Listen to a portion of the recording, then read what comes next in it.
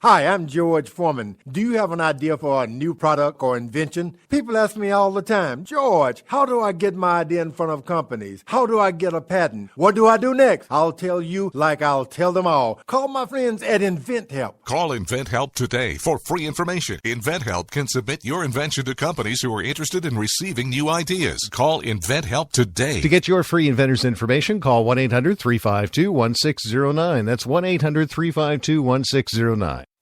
If you want to work until you keel over, have less of everything in retirement, or give back more of your hard-earned money to the stock market again, then just ignore me. But if you'd like to protect the money you save, receive a steady, predictable retirement income, and enjoy financial security for as long as you live, then listen to this. You can download a free report that reveals the wealth-building secrets Wall Street and the banks don't want you to know. You'll learn how you can get guaranteed growth, safety, and real prosperity without risking your money in the Wall Street casino, and how to get the money you need when you need it, simply by asking for it. This is the best way to have a 100% secure retirement, and know your money will last as long as you do. To learn more about this method, and to get your free report, go to 52security.com. That's the number 52security.com. 52security.com. Go to 52security.com.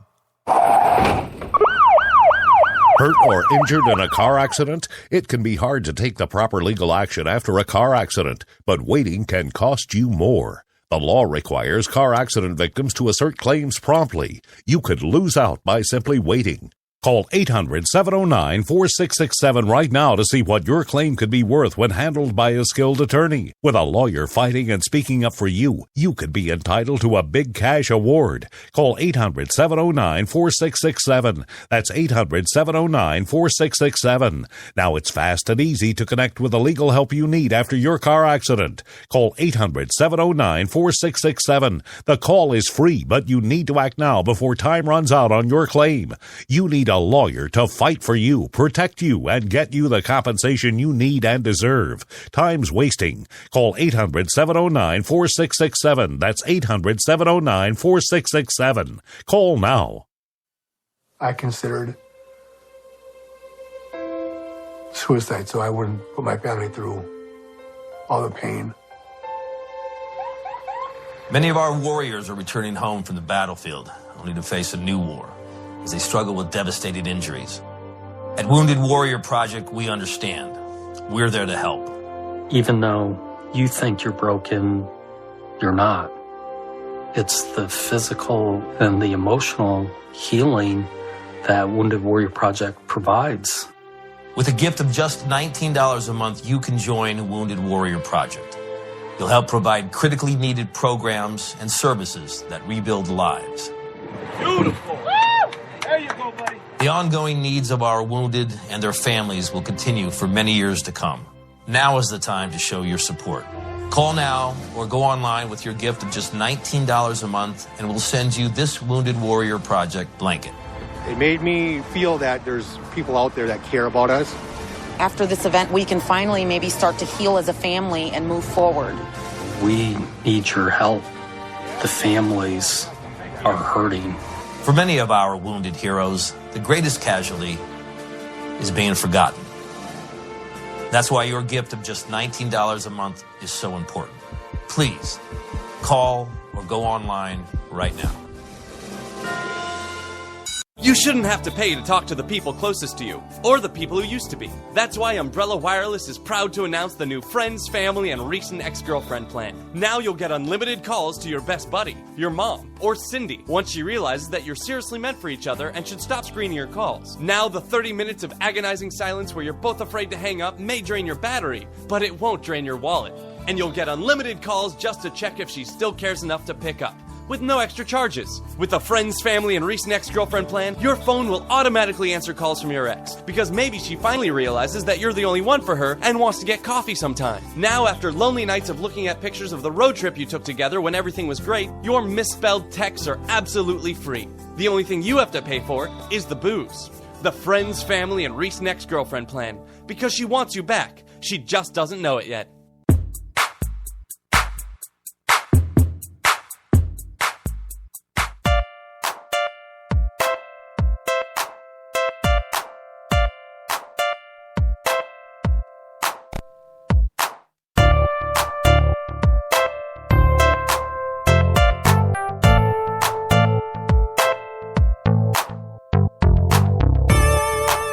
You're listening to The Rod Eccles Show.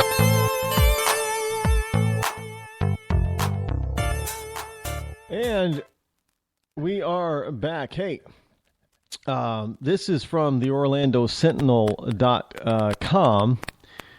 Walt, I don't get it. Well, they say it's for safety reasons, but Walt Disney World is about to ban selfie sticks from its theme park, citing safety concerns, as company spokeswoman said Friday morning. Under a new policy which takes effect this coming Tuesday, the poles won't make it past the bag check at any Disney World theme park. The sticks also won't be allowed in Disney World water parks or Disney Quest, a gaming attraction at downtown Disney. Now, what they're saying is that we strive to provide a great experience for the entire family, and unfortunately, selfie sticks have become a growing safety concern for both our guest and cast. Disney World spokeswoman Kim Prunty said. Prunty, Prunty. Selfie sticks will also become forbidden at Disneyland resorts in California on June 30th. Now, the prohibition kicks in at Disney parks in Paris and Hong Kong on July 1st. I don't know why it has to be done in phases. Guests will be checked for the equipment during the routine bag check that happens near the park's entrances. They will have an option of turning in their selfie sticks for pickup later or go back to their cars or hotel rooms to stow them. Visitors will be told of the policy in locations such as parking lots and at the resort's hotels. The prohibition will be added to the park rules post on Disney World's websites. Now the issue has been building at Disney. Previously, the sticks were prohibited from its rides, and no selfie sticks signs were at select rides such as Big Thunder Mountain Railroad, Magic Kingdom. Cast members have given verbal warnings to rule breakers, and several incidents preceded the change, but officials have been discussing the rules for some time. Disney said this week at Disney California Adventure Park, a roller coaster was halted after a passenger pulled out a selfie stick. The ride was closed for an hour. Selfie stick users put smartphones and cameras on the ends of the poles to extend their reach, frequently capturing theme park moments through self-portraits. The tools have been banned in public places, including some museums and stadiums worldwide, for obstructing views or causing safety issues. This whole notion of the selfie is gotten... I didn't know these things existed. I should have known, really. A selfie, this is what it's really for, selfie stick. I didn't know these things existed.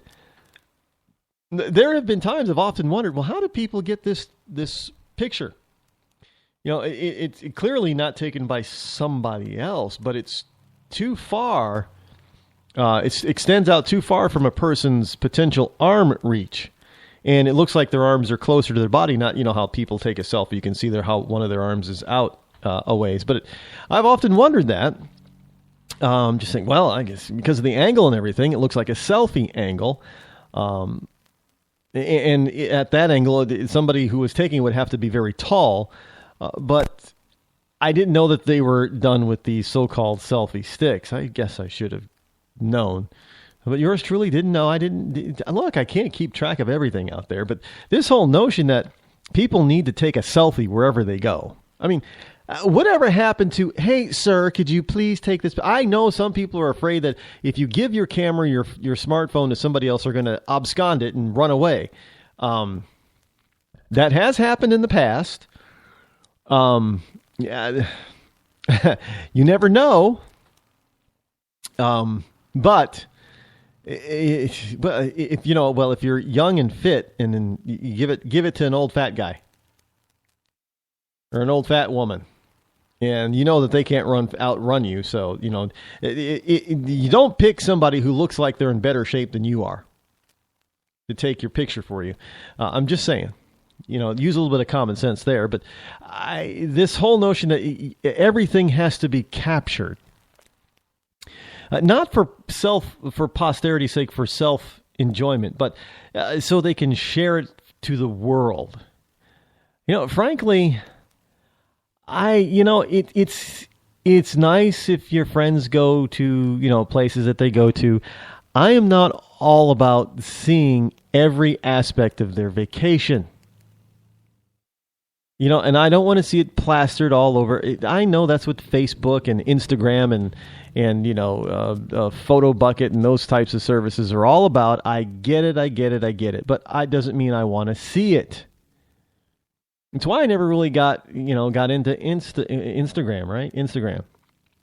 Because in order for a lot of this type of stuff to work, I mean, you literally, honestly, have to be adding photos constantly.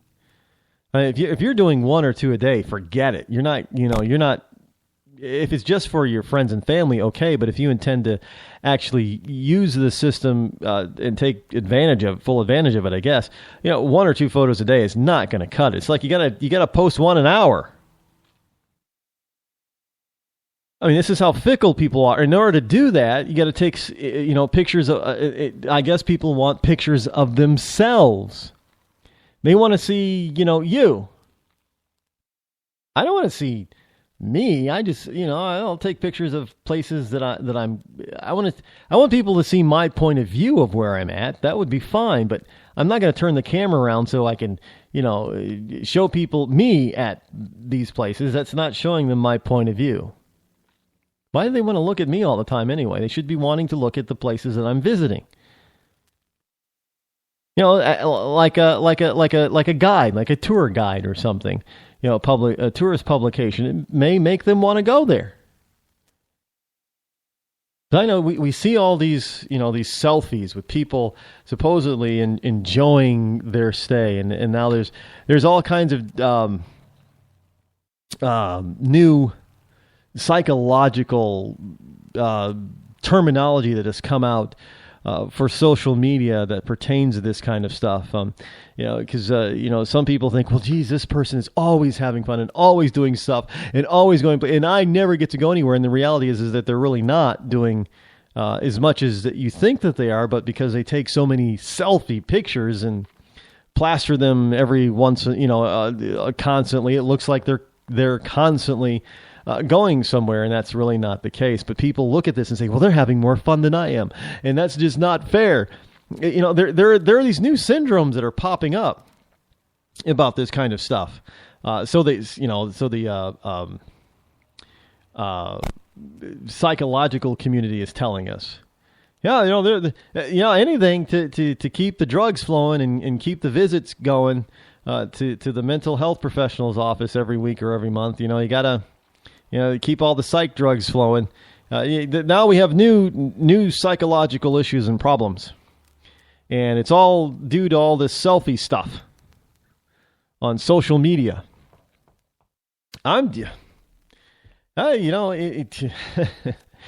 is what it is. Well, look, I don't know.